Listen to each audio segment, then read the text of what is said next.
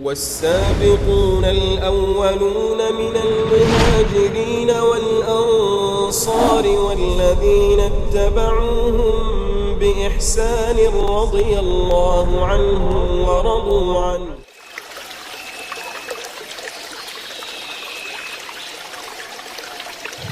Bismillahirrahmanirrahim. Assalamualaikum warahmatullahi wabarakatuh. Alhamdulillah hamdan katsiran thayyiban mubarakan fih mubarakan alaih kama yuhibbu rabbuna wa yarda. Wa usalli wa usallim ala nabiyyina al-karim Muhammadin wa ala alihi wa ashabihi wa man tabi'ahum bi ihsanin ila yaumiddin. Saudara-saudaraku kaum muslimin dan kaum muslimat rahimani wa rahimakumullah, kita lanjutkan kembali pembahasan sirah kita di malam hari ini. Pada pertemuan yang lalu kita sudah menyelesaikan membaca kisah Abdurrahman ibnu Auf radhiyallahu ta'ala anhu ardahu. Adapun malam ini insyaallah kita akan membaca sirah kehidupan Abu Darda radhiyallahu ta'ala anhu wa ardahu, sahabat yang mungkin tidak asing terdengar di telinga kita, namun tentunya banyak pelajaran yang akan kita bisa petik dari perjalanan kehidupan beliau mengharapkan ridha Allah Subhanahu wa taala. Abu Darda radhiyallahu taala anhu, nama beliau adalah Uwaimir ibnu Malik al-Khazraji. Taib, al-mukanna bi Abi Darda. Siapa namanya? Abdul Malik Uwaimir bin Malik al-Khazraji rahimahullahu ta'ala. Nahadha Uwaimir bin Malik al-Khazraji al-mukanna bi Abi Darda min nawmihi mubakkira wa madha ila sanamihi alladhi nasabahu fi ashrafil makan min baytihi fahayahu wa dammakhahu bi anfas ma hawahu mutajarruhu al-kabir min at-tayyib thumma alqa alayhi thawban jadidan min fakhir al-harir ahdahu ilayhi bil ams ahadu at-tujar al-qadimina alayhi min al-Yaman. Uwaimir bin Malik atau dikunyahkan dengan Abu Darda, ya, beliau bangun dari tidurnya dalam waktu mubakkiran. Mubakkiran itu beliau kebiasaannya sering bangun pagi. Ya, cepat beliau bangun paginya. Setiap beliau selesai bangun dari tidurnya, wa madha ila sanamihi, dia datangi sonam berhala, alladzi nasabahu fi asyrafi makan fi baitihi, yang dia letakkan di tempat yang paling mulia di rumahnya. Fahayahu wa dammakhahu, dan dia menghiasi berhalanya tersebut dengan hiasan, diberikan minyak wangi, ya, dari minyak wangi yang paling wangi, ya. Thumma alqa alaihi thawban jadidan, dan pada hari itu baru saja diganti dengan pakaian yang baru, min fakhiril harir, dari harir, dari sutra yang paling mahal yang baru saja dihadiahkan kemarin oleh salah seorang pedagang yang datang dari negeri Yaman. Ya, jadi memang betul-betul dijaga berhalanya. Dipakaikan pakaian, dipakaikan minyak wangi dan yang semisalnya. Para hadirin dan hadirat yang dimuliakan oleh Allah, Allah Subhanahu wa taala menyebutkan sebuah ayat di dalam Al-Qur'anul Karim. Wa'budullaha wa la tusyriku bihi syai'a. Sembahlah Allah dan jangan engkau menyekutukan Allah dengan sesuatu apapun. Perhatikan konteks ayat yang Allah sebutkan. Wa la tusyriku bihi syai'a. Syai'a di sini dalam kaidah bahasa Arab artinya dalam kaidah bahasa Arab adalah nakirah. Kalimat nakirah. Nah, kalimat nakirah ketika didahului oleh an-nahi, larangan, atau an-nafi ataukah at-talab, maka ini menunjukkan keumumannya. Artinya, jangan beribadahlah engkau kepada Allah Subhanahu wa taala, maka jangan engkau menyekutukan Allah Subhanahu wa taala dengan sesuatu apapun. Apakah nabi, apakah malaikat, apakah pepohonan, apakah bebatuan, ya, ataukah patung, apapun namanya. Jangan engkau menyekutukan Allah dengan sesuatu itu semuanya. Karena tidak akan ada beda ketika seseorang menjadikan patung sekutu bagi Allah dengan dia menjadikan seorang malaikat, sama hukumnya, syirik. Tidak ada beda seseorang menjadikan nabi sekutu bagi Allah dengan dia menjadikan apa? Ya, berhala, sama. Di sini kita sedang tidak menyamakan antara nabi dengan berhala. Oh, kau sama nabi yang berhala kah? Kurang aja. Kan begitu. Kita sedang tidak menyamakan antara seorang nabi dengan berhala, tetapi kita sedang membahas siapa saja yang seseorang menyekutukan Allah dengan makhluknya, walaupun makhluk yang paling mulia sekalipun, itu hukumnya sama-sama apa? Kesyirikan. Jadi orang-orang musyrikin zaman dahulu selalu ada penjaga yang akan menjaga rumahnya, berupa apa? Patung-patung. Ya. Nah, hari ini mungkin orang yang mereka mengaku dirinya sebagai seorang muslim, dia tidak mengambil patung. Tetapi ada media yang lainnya yang keyakinannya itu sama seperti keyakinannya apa? Orang musyrikin zaman dahulu. Nyo muzuku pudu fotonya di rumah long terjaga.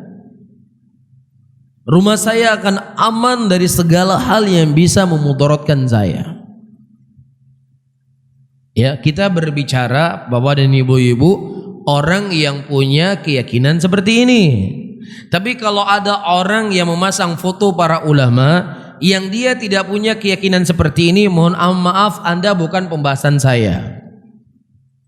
Ya, nanti karena kita sedang bahas ini KP orang. Tanya ada puduh ulama, foto ulama, cinta ke ulama, anak keyakinan sebut. Ya sudah, kamu bukan pembahasan saya. Yang sedang saya bahas, siapa yang seseorang meletakkan foto ulama di rumahnya atau di tokonya dan dia memiliki keyakinan ulama ini, karena foto inilah warung saya itu laku, karena foto inilah rumah saya terjaga, ini yang jadi pembahasan saya. Dan itulah keyakinan orang-orang musyrikin di zaman dahulu, yang mereka meletakkan berhala di rumah mereka dengan keyakinan berhala ini akan bisa menjaga saya. Ya, dan dikiaskan dalam bentuk apapun, kecuali apa yang datang dalam hal yang dibolehkan dalam syariat, membaca Al-Baqarah di rumah, ya, membaca ayat kursi, ya, sebelum dia tidur, maka ini akan menjadi penjaga. Itu di luar pembahasan. Tapi hal-hal yang dijadikan sebagai sebab, yang mana syariat tidak menjadikan itu sebagai sebab, sebagai bentuk pengamanan dalam rumahnya, inilah yang kita bahas.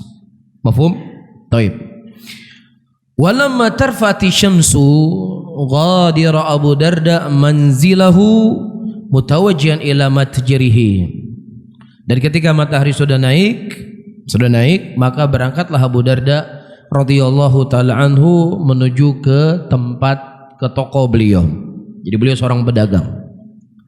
Fa idza syawari Yathrib wa turuqatuha tadhiqu bi atba' Muhammad.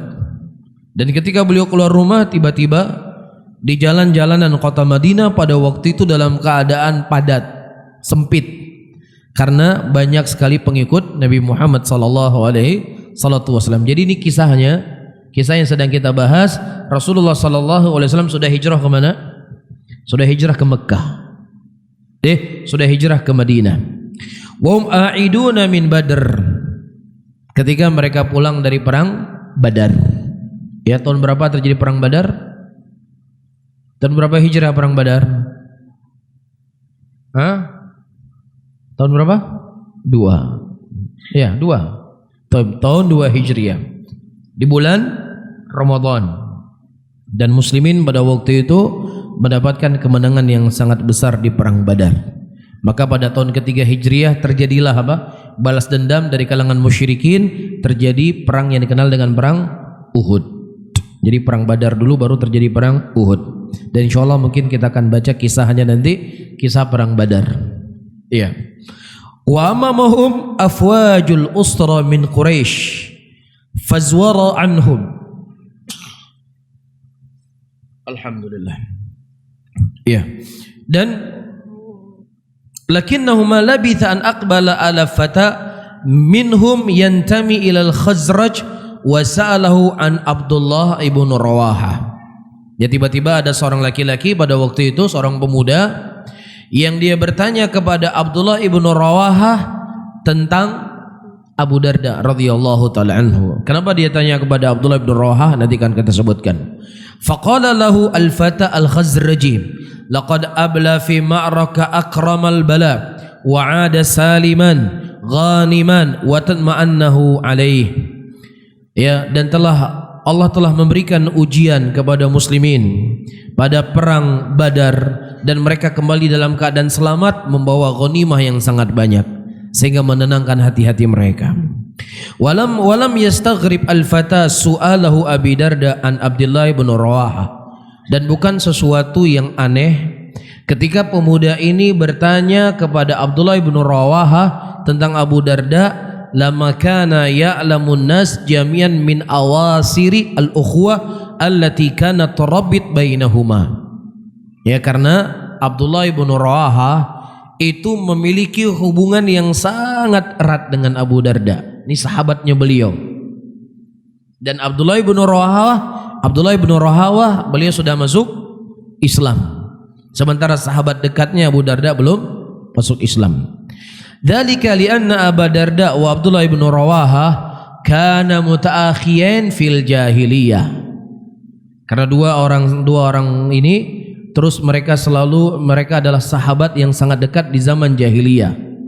Falamma ja'al Islam a'tanaqahu Ibnu Rawaha wa a'rada anhu Abu Darda. Namun ketika Abdullah ibn Rawaha masuk Islam, Abu Darda sudah mulai menjauhi Abdullah ibn Rawaha. Demikianlah terkadang dalam kehidupan kita, ayyuhal ikhwah rahimani wa rahimakumullah, ya, yang namanya minyak itu tidak akan pernah bisa berkumpul dengan yang namanya air. Sesuatu yang baik tidak akan pernah bisa terkumpul dengan sesuatu yang jelek. Pasti akan mental dengan sendirinya. Walaupun tadinya mereka bersahabat, walaupun mereka tadinya ya jalan bareng, semuanya bareng. Tetapi ketika sudah ada perbedaan, maka disitulah akan ada satu di antara dua mereka tuh mulai risih. Orang yang dia ingin mulai dekat dengan Allah sudah mulai risih untuk berkawan dengan orang-orang yang suka bermaksiat kepada Allah. Orang yang suka bermaksiat kepada Allah juga akan mulai risih untuk bersahabat dengan orang-orang yang selalu berbicara surga, neraka, Allah, Al-Quran. Pasti akan ada rasa jenuh. Dan inilah ayyuhal ikhwah rahimani wa rahimakumullah, ujian, ya, yang dulunya mungkin kita punya seorang teman yang sangat baik, ya, maka ketahuilah siapapun yang kita cintai terkadang dia akan terpisah dengan kita. Apakah terpisah dikarenakan kematian kita atau kematian dirinya, ataukah terpisah dengan hal-hal yang sedang kita bahas? Dia sudah mulai risih berkawan dengan kita, sudah mulai risih ngopi dengan kita, sudah mulai risih untuk berkomunikasi dengan kita. Ya, dan itu bukanlah sesuatu ya musibah buat kita ayyuhal ikhwah rahimani wa rahimakumullah, karena yang kita takutkan, yang kita khawatirkan ketika Nabi Muhammad sallallahu alaihi wasallam kelak di yaumul qiyamah menghalangi kita untuk tidak bisa minum dari haudnya beliau, itu yang kita khawatirkan. Ya, kita khawatir nanti di yaumul qiyamah Rasulullah enggak mengenal kita sebagai umat beliau. Karena itu yang menjadi pokok pertanyaan yang akan Allah ajukan kepada kita. Apa jawaban atau bagaimana sambutan kalian kepada seruannya para nabi dan seruannya para rasul? Adapun manusia itu bisa hari ini dia cinta kepada kita, tapi bisa saja besok dia akan memusuhi kita. Ya, seseorang yang hari ini kita musuhi dia, bisa saja besok dia adalah orang yang kita cintai. Begitulah roda perkehidupan seorang manusia. Jangankan pertemanan, suami istri saja yang dibangun di atas kecintaan yang telah lahir darinya darah daging di antara keduanya, toh juga terkadang bisa terpisah. Begitulah kehidupan manusia. Sehingga ketika Anda berkenalan dengan seseorang, maka tanamkan dalam hati Anda akan berpisah dengannya. Demikian yang dikhabarkan oleh Nabi sallallahu alaihi wasallam ketika Jibril alaihi salatu wasallam memberikan wasiat kepada Rasulullah, ya Muhammad, cintailah siapapun manusia, silakan engkau mencintai mereka, tapi ingat suatu saat engkau akan berpisah dengannya. Mafhum ya? Baik. Kemudian ayyuhal ikhwah rahimani wa rahimakumullah, lakin dzalika lam yaqta ma baina ar-rajulain min wathiqil awasir id dhalla Abdullah ibn Rawaha yata'ahadu Abu Darda biziyarah wa yad'u ila al-islam wa yarghibuhu fihi wa ya'safu ala kulli yawmin yamdi min umrihi wa huwa musyrikun. Tetapi itu semuanya tidaklah memutus hubungan di antara keduanya, walaupun tidak seakrab dulu lagi, tetapi Abdullah ibnu Rawaha beliau terus ya menziarahi Abu Darda, mengajak dia kepada Islam, menghasung beliau untuk berbuat kebaikan, dan beliau selalu merasa bersedih kenapa sahabatnya itu selalu hidup dalam keadaan musyrik. Iya, apa pelajaran yang bisa kita petik di sini? Pelajaran yang bisa kita petik ayyuhal ikhwah rahimani wa rahimakumullah, seorang teman yang baik adalah teman yang dia selalu mengajak kita kepada Allah. Teman yang baik adalah teman yang selalu mengajak kita menuju kepada surganya Allah. Walaupun dari sisi dunia dia tidak pernah bayarin kita, jangankan makan satu gelas kopi pun dia tidak pernah bayarin kita. Ketahuilah itulah merupakan teman yang baik buat kita selama dia selalu mengingatkan kita kepada kampung akhirat. Tapi kalau seandainya ada teman, kemanapun kita pergi dia yang menanggung hidup kita, ya kemanapun kita pergi dia yang bayarin makan kita. Tetapi kalau seandainya dia tidak pernah mengajak kita kepada Allah, tidak pernah mengingatkan kita dengan kampung akhirat, tidak pernah mengajak kita untuk berbuat kebajikan, ketahuilah itu bukan teman yang baik untuk kita. Itu bukan teman yang baik untuk kita. Ini harus kita cap dan harus kita tandai baik-baik. Mana teman yang baik dan mana teman yang hanya mengambil manfaat dari sisi duniawiyah. Ini satu hal. Hal yang kedua, kalau antum mengetahui ada saudara antum dari kalangan penuntut ilmu, dia sudah lama tidak hadir di kajian, sudah lama tidak nampak di majelis ilmu, maka sebagai bentuk cinta dan sayangnya kita kepadanya, jangan kita kemudian lepas. Kita coba cari tahu kenapa saudara saya sudah lama tidak hadir di pengajian. Apakah dia sakit? Atau mungkin dia punya masalah ekonomi yang harus kita selesaikan, yang harus kita bantu mungkin, atau punya sesuatu. Maka seseorang itu jangan egois. Rasulullah sallallahu alaihi wasallam menyebutkan dalam hadisnya, la yu'minu ahadukum hatta yuhibba li akhihi ma yuhibbu li nafsihi. Tidaklah seseorang itu beriman dengan iman yang benar sampai dia mencintai saudaranya seperti dia mencintai dirinya sendiri. Dia senang dirinya hadir di majelis ilmu, dia benci kalau seandainya dirinya jauh dari majelis ilmu. Nah begitu juga sebagai bentuk cinta dan sayang dia kepada saudaranya. Ditelepon, ya jangan antum biarkan begitu saja. Alah urusan dia lah, apa nih urusan saya itu. Kemana dia mau talim kayak mau nggak talim kayak nggak ada urusan saya. Ya, ini bukan persaudaraan yang dibangun di atas kecintaan karena Allah.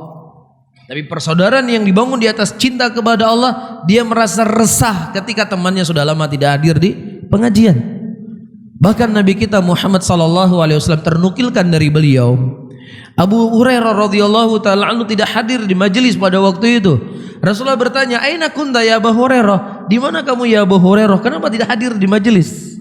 Padahal baru beberapa saat Abu Hurairah tidak hadir di majelis. Ditanya oleh Nabi sallallahu alaihi wasallam. Oleh karena itu ayyuhal ikhwah, kalau seandainya ada seorang guru atau seorang teman bertanya kepada antum, kenapa antum tidak hadir di pengajian, antum jangan memandang ini dengan pandangan kebencian atau pandangan fuduli, ingin tahu urusan orang, tapi ini merupakan pandangan ya yang mana saudara antum itu cinta kepada antum. Bisa difahami ya? Jadi nggak perlu kita merasa merasa dia ingin ikut-ikut urusan kita. Ini sebagai bentuk tanda Allah masih mencintai kita. Al-Imam Ibnu Mubarak rahimahullah menyebutkan, di antara tanda-tanda Allah mencintai seorang hamba, pertama, Allah mencerdaskan dia ya di dalam agama ini. Ini sebagai bukti tanda. Rasulullah sallallahu alaihi wasallam menyebutkan dalam hadisnya, "Ma yuridillahu bi khairan yufaqihu fiddin." Barang siapa yang seseorang menginginkan kebaikan kepada seseorang, maka Allah akan cerdaskan dia dalam agama. Kalau seandainya seseorang ya tidak diberikan ilmu, maka Allah akan memberikan kepadanya ya akhlak yang baik. Dia ilmu tidak banyak, ilmu pas-pasan. Tetapi akhlak yang baik yang dia punya itu akan memberikan manfaat untuk orang lain. Itu tanda Allah masih mencintai dia. Paham di sini? Dan kalau seandainya dia tidak punya ilmu yang benar, yang baik, tidak punya akhlak yang baik, bukti tanda Allah mencintai seseorang, Allah akan berikan kepadanya teman yang baik. Teman yang selalu mengingatkannya, teman yang selalu menasehatinya, teman yang selalu menyemangatinya untuk mencari apa? Ridhonya Allah Subhanahu wa taala. Itu tanda. Ya. Nah, kalau seandainya juga teman yang baik dia tidak punya, maka Allah tanda Allah mencintai seseorang, Allah memberikan kepadanya ya rezeki untuk bisa diam. Diam dia. Ilmu enggak ada. Akhlak yang baik juga enggak ada. Teman yang baik juga enggak ada. Maka ketika dia diam, maka itu tanda Allah masih cintai dia. Tapi kalau diam pun nggak bisa diam.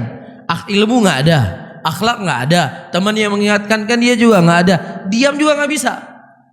Antum bisa bayangkan orang yang nggak punya akhlak, nggak punya ilmu, nggak punya teman yang selalu mengingatkan, suka bicara, gimana jadinya kira-kira? Hah? Mungkin pembicaranya itu akan selalu memberikan mudarat buat orang lain. Maka kata Abdullah Mubarak, mohonlah kepada Allah agar Allah ya segera mewafatkannya. Karena apa faedah dia hidup di dunia?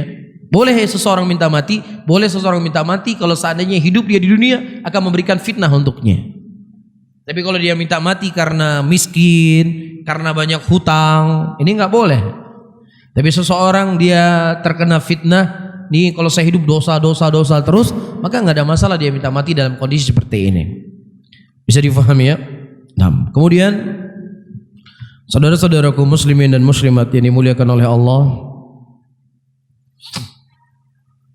disebutkan wasala Abu Darda ila mutajarihi wa tarba ala kursi al-ali wa ja'ala yabi wa yashtari wa ya'mur ghulmanahu wa yanhahum wa huwa la ya'lam shay'an mimman yajri fi manzilihi fa fi dhalika al-waqt kana Abdullah ibn Rawaha yamdi ila baiti sahibi Abi Darda wa qad azima ala amrin falamma balagha al-bait ra'a babu maftuhan wa absara Darda fi fanaihi.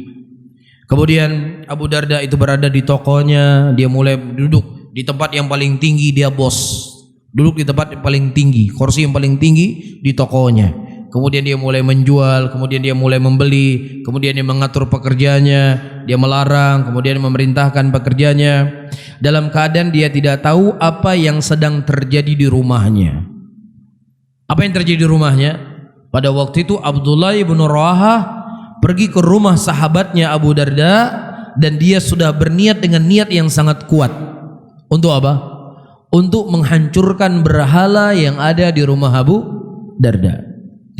Taib. Kemudian waqad azima falamma balaghal bait, kemudian ketika beliau sampai ke rumah Abu Darda, beliau melihat rumah Abu Darda dalam keadaan terbuka dan ada Ummu Darda di dalam rumah tersebut. Faqala assalamu alayka ya ammatallah. Ya, faqalat wa alaikas salam ya akha Abi Darda. Ya, faqala aina Abu Darda? Di mana Abu Darda? Faqalat dhahaba ila matajrihi wa la yalbithu ayyud. Dia sedang pergi ke tokonya dan mungkin sebentar lagi dia akan balik. Qala ta'dhanin, apakah kau memberikan izin kepada saya untuk masuk? Faqalat ala rahab wasi'ah. Silakan. Ala rahab wasi'ah, dalam istilahnya dalam keadaan senang dan bahagia, saya memberikan izin untuk kau masuk ke rumahku. Afsat lahu tariq wa madat ila hajratiha wa inshaghalat anhu bi islahi sya'ni baitiha wa ri'ayati atfaliha. Kemudian dia memberikan izin masuk kepada Abdullah ibnu Rawahah, dan kemudian dia sibuk dengan urusannya, urusan rumahnya, ngurus anaknya, masak dan lain sebagainya. Dakhala Abdullah ibnu Rawahah ila al-hujrati allati wada'a fiha Abu Darda sanamahu wa akhraja quduman wa ahdaru ma'ah. Ya, kemudian masuklah Abdullah ibnu Rawahah ke kamar yang itu dijadikan sebagai tempat dia menyimpan berhalanya. Kemudian dikeluarkanlah berhala tersebut dengan kakinya, quduman, dia keluarkan. Wa hadara ma'ahu, dan dihadirkan bersamanya. Wa mal ala hadza sanam wa jala yaqta'uhu bi wa yaqul, dan mulai dia mematah-matahi. Yaqta'uhu, dihancurkan. Kemudian dia berkata, ala kullu may yad'i ma'allahi batilun. Ketahuilah segala sesuatu yang diseru bersama Allah merupakan seruan yang batil. Ala kullu ma yad'i ma'allah batilun. Sesungguhnya sesuatu yang diminta bersama Allah itu merupakan seruan yang batil. Jadi Abu Darda dia juga berdoa kepada Allah, dan bersama dengan itu dia juga berdoa melalui berhala-berhala mereka. Dan perlu untuk ketahui ya ikhwah rahimani wa rahimakumullah, orang-orang musyrikin di zaman dahulu, bahkan musyrikin di zaman sekarang, kalau seandainya kita tanya kenapa kamu menyembah patung Buddha, kalau untuk melihat orang Hindu itu di mobilnya itu pasti ada patung. Ataukah orang Buddha? Apakah patung seperti kodok kadang-kadang, ataukah patung seperti seseorang berbadan manusia tapi kepalanya gajah? Pernah antum lihat? Itu biasanya kalau kita naik Grab atau naik taksi, orang Hindu pasti ada itu. Nah, keyakinan mereka bukan kepada patung itu sendiri, bukan kepada patung itu, tetapi keyakinan mereka yu'alikhwa rahimani wa rahimakumullah, bahwasanya patung ini merupakan jelmaan orang-orang soleh, jelmaan orang-orang soleh. Dan tujuannya juga baik. Saya pernah berdiskusi, saya tanya, siapa ini patung kok mukanya gajah? Jadi diceritakan dia inilah seorang anak raja yang sangat baik hatinya. Ya pokoknya dia orang baik lah, intinya seperti itu. Kemudian suatu saat terbelahlah kepalanya, dan kemudian diganti dengan kepala gajah. Ya, apa tujuannya Anda pasang patung ini? Tujuannya supaya agar kami bisa berbuat baik. Jadi ketika mereka ingin berbuat dosa, ingin berbuat sesuatu yang jelek, lihat patung itu, nggak jadi dia berbuat. Faham? Karena di sini ada jelmaan ruh orang saleh. Jadi hakikatnya bukan patung itu sendiri, tetapi hakikat yang mereka inginkan itu adalah apa?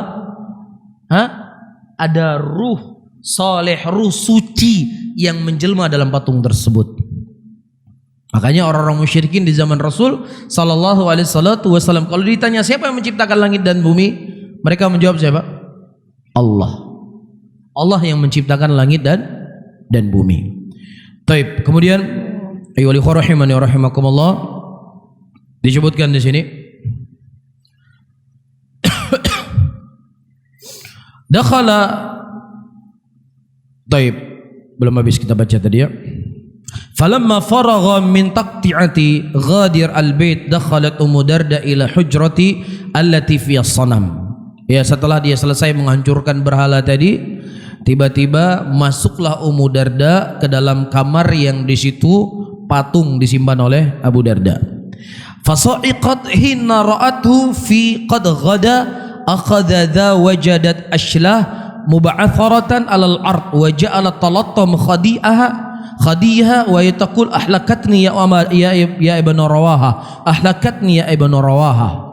Jadi ketika Ummu Darda radhiyallahu taala anhu melihat ya patung itu telah dihancurkan oleh Abdullah, kemudian dia menjerit, menangis dalam keadaan takut dan dia memukul mukanya.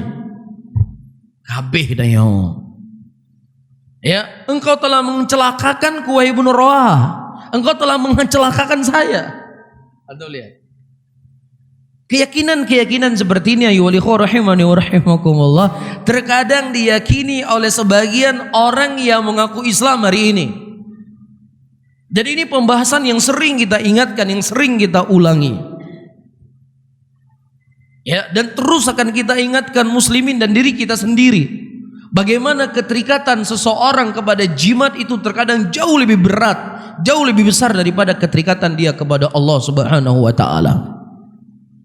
Ya, orang yang biasanya pakai jimat, apakah gelang apapun namanya, kalau seandainya jimat tersebut tersimpan di rumahnya, tidak sempat dia bawa, dia keluar dari rumahnya, itu terkadang dia harus balik kembali ke rumahnya walaupun perjalanannya sudah sangat panjang. Kenapa? Ya, jimat anakku tua, ku jimat abih ku bajalannya lagi ya. Kan begitu. Tapi subhanallah terkadang dia belum pernah sujud kepada Allah. Atau mungkin semalam dia mendatangi istrinya, belum sempat mandi wajib, sudah melewati 3 waktu sholat, tidak ada kekhawatiran sama sekali. Iya, ini merupakan ya penjajahan. Ini merupakan ya sesuatu yang apa kita mau sebut ya? Ini lebih besar, lebih berat dari penjajahan Belanda. Karena dulu ketika kita dijajah oleh Belanda, kita tahu ini musuh kita. Kita tahu ini musuhnya Allah. Tetapi penjajahan dari sisi ini kita meyakini kalau itu merupakan apa? Temannya kita, penolongnya kita. Ya, sehingga kita perlu melindunginya, kita perlu untuk menjaganya. Fama asba alaila bil barihah. Begitu sama malam ini dengan malam yang lalu. Apa yang diyakini oleh musyrikin di zaman Rasulullah SAW kepada berhala-berhala mereka, itu pula yang menjadi keyakinan sebagian orang hari ini kepada apa? Ya, apakah kepada kerisnya, apakah kepada rencongnya, apakah kepada jimat-jimatnya, apakah kepada batu gioknya, ataukah kepada daunan yang digantung di rumahnya. Itu kan keyakinan sebagian masyarakat, betul atau tidak? Ya, pokoknya rumah kalau belum dipesiju nggak ada berani masuk rumah. Betul seperti itu? Betul nggak? Nggak. Betul. Ya, mobil sudah dibeli kalau belum dipesiju nggak berani dia bawa mobilnya. Iya, padahal mobil sudah dibeli seminggu yang lalu. Bakahan memoto. Ada tujuh melo mana dipesiju abeh itu. Itu kan keyakinan, betul nggak? Kalau seandainya saya salah, tolong mentung luruskan. Ada nggak orang punya keyakinan seperti ini? Banyak orang punya keyakinan seperti ini. Saya bisa celaka, saya bisa binasa. Tapi subhanallah ketika dia melanggar aturan Allah, melanggar hak-haknya Allah, tidak ada rasa takut. Ya, di antara contoh, Bapak dan ibu-ibu dimuliakan oleh Allah, ada nggak orang pergi ke kuburan keramat dia merokok? Ada. Pergi ke kuburan keramat pakai celana pendek, merokok sambil bersiul-siul, ada? Pernah lihat nggak? Pergi ke kuburan keramat? Pernah? Nggak pernah pergi. Ya, itu mungkin mereka akan pakai baju putih, nggak isap rokok. Tapi di rumah Allah Subhanahu wa taala, di rumah Allah, tempat yang paling Allah cintai di muka bumi ini itu masjidnya Allah. Biasa dia merokok, biasa pakai celana pendek, biasa bersuil-suil dalam masjid, terkadang melihat hal-hal yang diharamkan oleh Allah dalam masjid, biasa. Bukankah ini penjajahan? Bukankah ini ya sudah hilang dari hatinya kecintaan kepada agama? Tapi kadang nggak merasa. Ya dia nggak merasa syaitan sedang mempermainkannya. Nasallallahu salamata wa afiyah. Kemudian ya ikhwah rahimani wa rahimakumullah, lamma yumdi ghair qalilin hatta ada Abu Darda ila manzilihi fara imra'atu jalisatan inda babil hijr allati fiha sanam wa hiya tabki wa tanshaj wa alamatul khauf minhu badiyah ala wajhiha. Setelah beberapa lama Abdullah ibn Rawaha menghancurkan berhala tersebut. Tiba-tiba pulang Abu Darda radhiyallahu ta'ala ke rumahnya. Tiba-tiba dia melihat istrinya sedang duduk di pintu rumahnya atau di pintu kamar yang ada berhala tadi, dalam keadaan dia menangis dan nampak darinya ketakutan dari wajahnya yang sangat luar biasa. Faqala ma sya'nuk? Abu Darda berkata, ada apa wahai istriku? Qalat akhuka Abdullah ibn Rawaha ja'ana fi ghaibatik wa sana'a bi sanamik ma tara. Sesungguhnya saudaramu Abdullah ibn Rawaha mendatangi kami ketika engkau tidak ada di rumah, dan dia melakukan kepada berhalamu apa yang kau lihat sekarang ini. Fa nadhara ila sanam fawajadahu hitaman. Ya, kemudian dia melihat berhalanya dalam keadaan sudah apa? Sudah hancur. Sudah dipotong-potong tadi oleh Abdullah. Ya, fantashatu ghadaban. Ya, kemudian marahlah, murkalah. Ya, Abdullah Abu Darda, lakinnahu ma labitha qalilan hatta haddat ta'thiratuhu wa sakata anhu ghadbuhu. Setelah beberapa lama kemudian mulai turun tensi marahnya. Fafaqara fi ma hadath. Kemudian beliau mulai berpikir apa yang sedang beliau lihat di hadapannya. Tsumma qala, kemudian beliau berkata, "Law kana fi hadzal sanam khairun la dafa'a an nafsihi." Kalau seandainya pada berhala ini ada kebaikan, ada kekuatan yang dia miliki, maka niscaya dia akan menghilangkan kemudaratan pada dirinya sendiri. Itu yang terfikir oleh Abu Darda radhiyallahu ta'ala anhu setelah dia melihat berhalanya hancur lebur. Jadi bagaimana saya akan kembali kepada berhala ini? Bagaimana saya minta kepada dia? Toh dia sendiri saja nggak bisa menjaga dirinya. Ayyuhal ikhwah rahimani wa rahimakumullah. Ada pelajaran berharga yang bisa kita petik dari kisah ini. Apa itu? Ketika seseorang berpegang teguh di atas sunnah, berpegang teguh di atas akidah as-sahihah, dia komit dengan apa yang menjadi keyakinannya, terkadang itulah menjadi sebab orang mendapatkan hidayah. Itu harus paham. Karena sebagian orang dia berpikir, kalau seandainya saya mengalah, kalau seandainya saya mengikuti apa yang dia mau, kalau seandainya saya mengikuti apa keinginan masyarakat untuk mengambil hatinya supaya dia nanti cinta kepada sunnah, ya, ini kan pikiran sebagian orang. Akhirnya dia mengambil hati manusia, tapi dia lupa dengan perintah Allah. Dia melakukan apa yang dilarang oleh Allah Subhanahu wa taala dengan dalih akan bisa memberikan hidayah kepada orang lain. Ini merupakan was-was dari syaitan. Ini merupakan permainan syaitan kepada kita.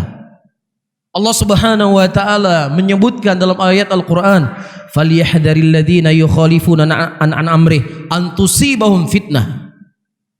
Ya, justru ketika kita menyelisihi apa yang datang dari Allah, menyelisihi apa yang datang dari Rasulullah sallallahu alaihi wasallam, itulah fitnah pada diri kita. Jadi bukan ketika seseorang menjalankan sunnah, menjalankan kewajiban, atau seseorang itu melakukan perbuatan yang haram, ya, karena untuk supaya tidak fitnah, itulah fitnah itu sendiri. Bisa difahami? Coba kalau seandainya Abu Darda main perasaan, ya sudahlah, kamu orang baik, apa yang kamu sembah juga itu juga insya Allah baik kok. Kamu nggak pengin macam-macam kan, penginnya baik kan?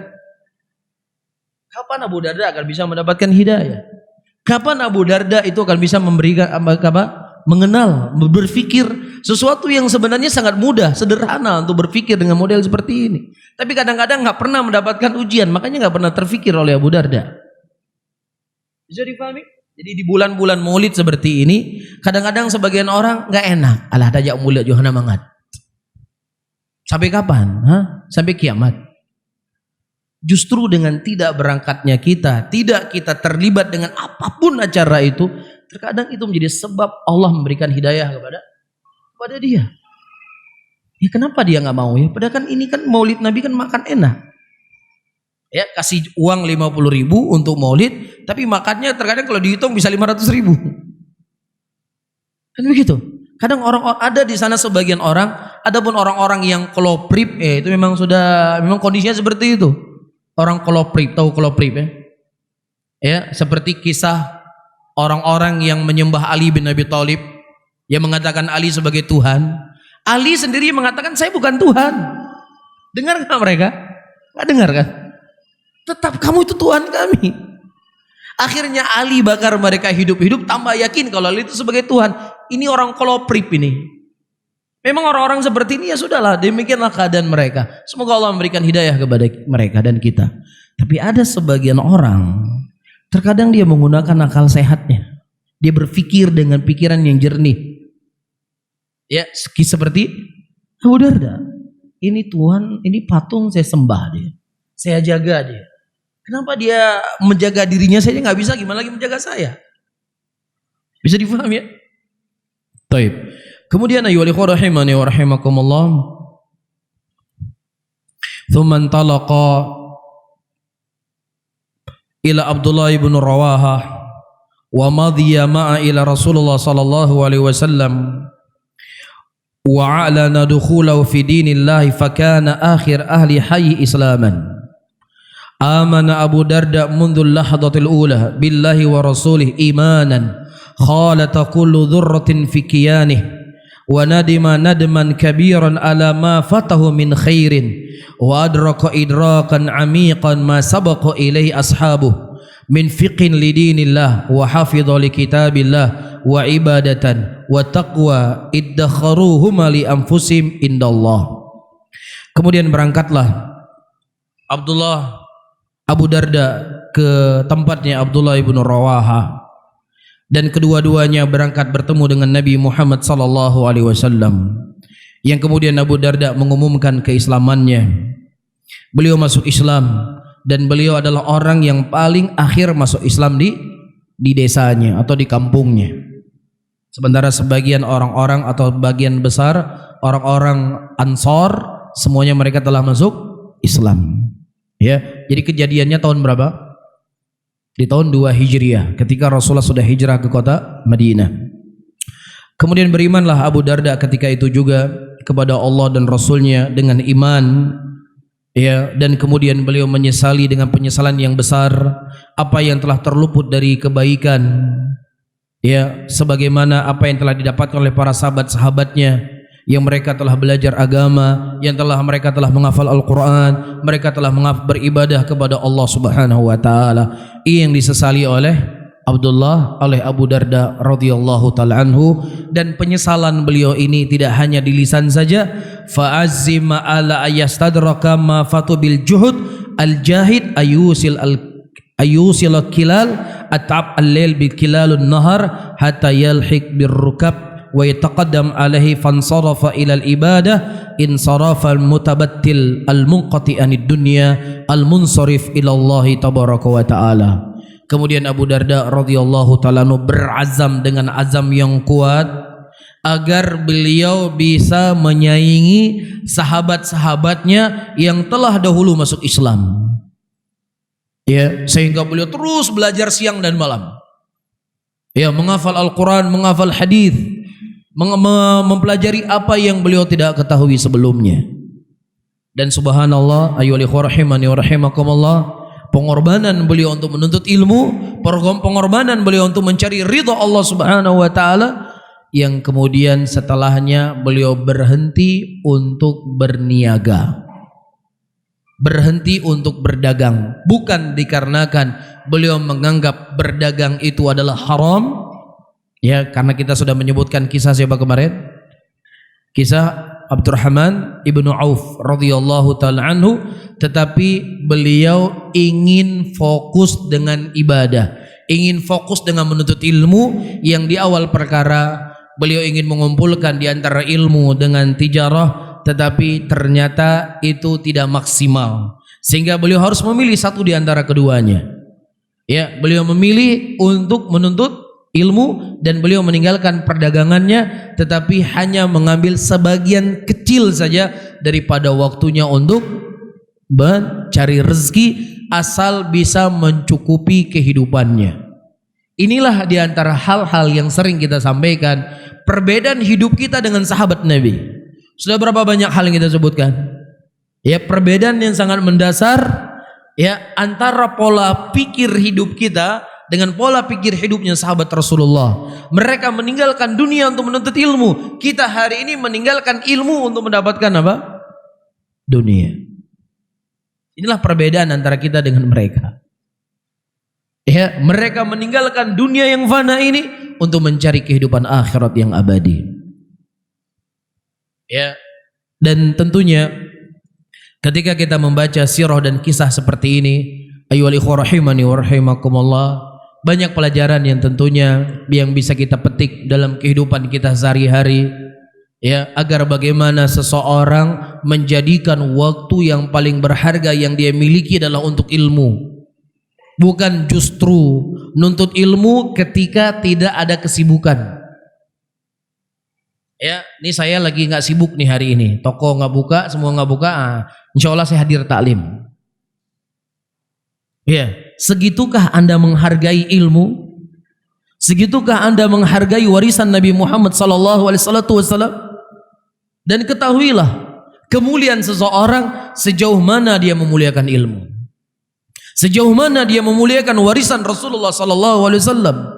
Tapi kalau seandainya Anda memuliakan warisan Rasulullah sebatas waktu hari ini saya tidak punya kerja, hari ini saya libur, saya hari ini nggak diajak teman ngopi juga, nggak ada meeting juga, ya sudahlah saya nuntut ilmu. Sebesar itu Allah akan memberikan kemuliaan kepada Anda. Bisa difahami ayyuhal ikhwah? Ya, jadi jangan berharap banyak dari ilmu kalau seandainya model mental nuntut ilmu waktunya model seperti ini. Antum jangan berharap besar dari ilmu. Bahkan di sana para ulama menyebutkan, kalau seandainya seseorang mengeluarkan semua pikiran, waktu, tenaganya untuk menuntut ilmu agama, maka ilmu itu akan diberikan hanya sebagian kecil saja. Dia sudah mencurahkan segala pikirannya, waktunya, tenaganya untuk menuntut ilmu. Dia hanya mendapatkan bagian kecil dari ilmu itu sendiri. Nah, apalagi kalau seandainya seseorang tidak berkorban untuk menuntut ilmu. Oleh karena itu Al-Imam Ibnul Qayyim rahimahullah menyebutkan ya di dalam sebuah nasihat beliau yang sangat berharga, seseorang akan mengetahui kemuliaan ilmu ketika dia mencurahkan segala sesuatu apa yang dia miliki untuk ilmu. Baru dia akan merasakan lezatnya ilmu. Tapi kalau seandainya nuntut ilmu cilet-cilet, jangan berharap manisnya ilmu itu tertanam pada jiwa kita, tertanam pada hati kita. Ilmu itu hanya ada di lisan kita, tidak sampai ke dalam hati kita. Gurunya guru kami Syekh Muqbil rahimahullah, ya, beliau itu punya murid ribuan orang di pesantren beliau. Iya, untuk ngurus murid ribuan orang ini beban loh ayyuhal ikhwah. Apalagi muridnya dikasih makan gratis. Yang tidak menikah, yang bujang itu dikasih makan gratis sehari 3 kali. Yang menikah Syekh memberikan mukafaah setiap bulannya untuk mereka makan. Antum bisa bayangkan bagaimana beban di kepala Syekh mengurusi santri ribuan orang. Itu salah satu beban, dan itu bukan semua beban hidup beliau. Ya, belum lagi keluarganya beliau, belum lagi permasalahan dakwah, belum lagi ini, belum lagi itu, banyak masalah di kepala beliau.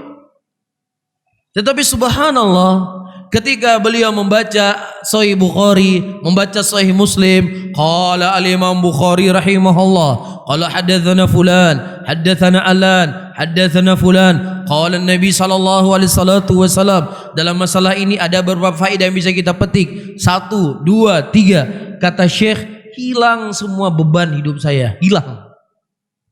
Apa yang ada di kepala saya dari beban hidup ini hilang ketika apa?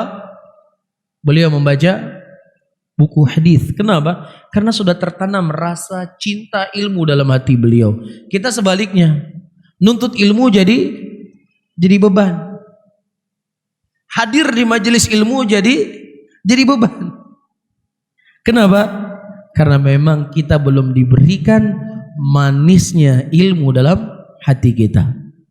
Disebutkan oleh Al-Imam Abdullah bin Mubarak rahimahullah, kalau seandainya raja dan anak-anak raja mengetahui ketenangan yang didapatkan oleh para penuntut ilmu, maka niscaya mereka akan mengangkat pedang-pedang mereka membunuh penuntut ilmu tersebut karena cemburu dan hasad ketenangan yang ada pada diri mereka. Nah, cuman sekarang yang jadi pertanyaan kita ada ketenangan nggak kita dapatkan? Ada nggak ketenangan yang kita dapatkan dalam menuntut ilmu sehingga membuat mereka cemburu kepada para penuntut ilmu? Dan wallahi ketenangan itu tidak akan kita dapatkan kalau seandainya kita tidak mencurahkan segala sesuatu untuk ilmu itu sendiri. Demikian juga dinukilkan oleh Al-Imam Ibnul Qayyim yang saya sebutkan tadi lanjutannya dari ucapan Abdullah ibnu Mubarak rahimahullah. Mudah-mudahan Allah memberikan taufik dan hidayahnya kepada kita untuk senantiasa ditanamkan kecintaan kepada ilmu sampai kita bertemu dengan Allah Subhanahu wa taala. Saya akhiri, Allahumma salli ala Muhammadin wa ala alihi wa ashabihi wa man tabi'ahum bi ihsanin ila yaumiddin. Wassalamualaikum warahmatullahi wabarakatuh.